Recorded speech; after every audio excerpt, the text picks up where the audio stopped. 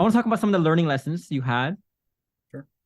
The first one, getting rid of the victim mindset for you. Okay.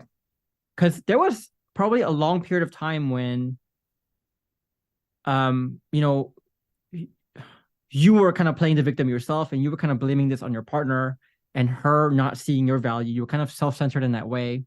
You probably watch a lot of videos as well, you said, that encourages victim mindset too. And your friends too, who are kind of giving you the victim mindset as well.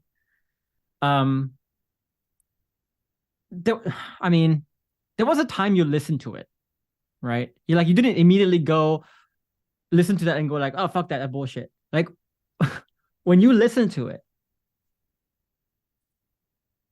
what was what was going through your mind? And I want to contrast this with like what eventually made you realize that all that was bullshit, and what got you what were the thoughts that got you out of that victim mindset eventually? See, well, the thing is that you don't really admit that you're a victim. Like you don't realize, or at least I didn't realize that or I didn't want to consider myself a victim. I just, I just thought I was so great. So I was like, why is this happening? I don't know. Which I don't know what I was thinking, but yeah, what got me out of that was, oh, like I said, like you learn that victims can't do anything. They're powerless about what's happening to them, right? So, um, if you really want your goal, right, and you want to just stop feeling bad for yourself, because I guess that's what the victim mindset does. It's like it tells you like, oh, you should feel bad for yourself, and then in a way it makes you feel better about what you've done, or it takes away all the responsibility of like what you need to do. Um, and maybe it makes you feel good in like that second, and but when you take a step back and you realize like, look, I'm not like this plastic bag floating in the wind. And life takes, or the wind takes me somewhere great, then great, and if not, then like, oh well. But it's more like, okay, stop being a victim, admit your fuck ups, like admit where you can, that you need to better yourself, because you do, no matter what. Like you're at least 100% to blame for your 50%, right? So uh do your part, like do what you can control, and it can only get better at that Yeah. point, right? Like so, um I it it, think it I think there's a couple of things to highlight with what Sean said there. And Sean, feel free to like build off of this too. Is we talk about why people become a blind victim, or why people fall for the victim mindset pretty blindly, is because of what we call like the rewards versus punishment paradox, right?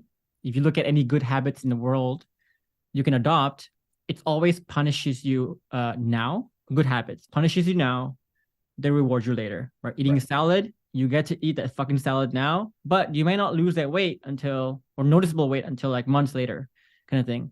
Bad habits, on the other end, they reward you now, but they punish you much later. You smoke a cigarette, sure, gets you the nicotine hit now, but you're not going to suffer lung cancer till maybe 10, 20 years later. So this is right. why we tend to gravitate towards bad habits and not good habits. We never say, I accidentally made this good habit, but we always say, I accidentally got this bad habit, right? We always say that.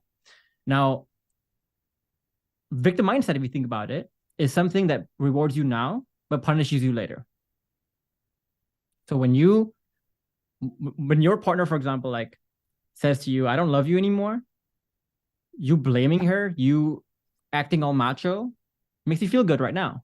Yeah, But what you're not doing is, what you don't realize you're doing is you are confirming to your partner here that, you know what? I think there's a reason why I don't love you, because you're so full of shit. You're so full of yourself. You can't even understand what I feel. You're so selfish and you can't take tough truth well. Here I am expressing to you something that I'm actually feeling, and you're making this all about you, right? Fuck this shit. So eventually, when she leaves, months later or years later, that's the bad. But you yeah, get to feel good right then, right? Um, That's why people fall into the victim mindset, right?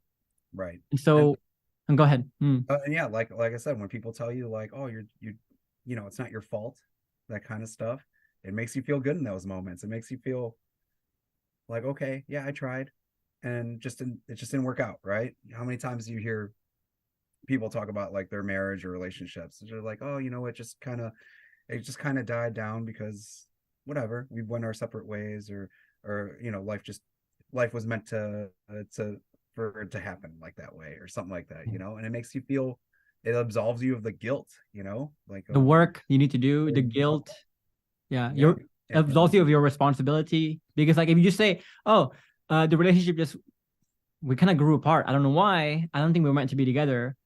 right, You don't have to further think about like, okay, what did I do to really fuck this up?